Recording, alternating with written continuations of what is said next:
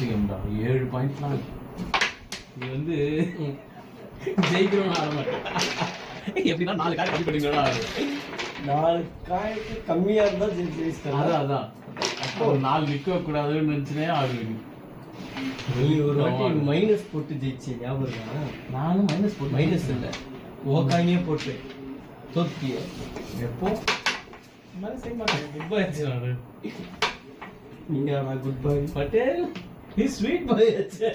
சண்டைக்குள்ள போக மாட்டேன். இல்ல சார். ஏய் அப்படியே தலை கலந்துருக்கு. இங்க வேற தலை கலையில சட்டை கிழிஞ்சிருக்கு. அங்க வேற தலையோ கலையில சட்டையோ கிளியில கால ரத்தம்.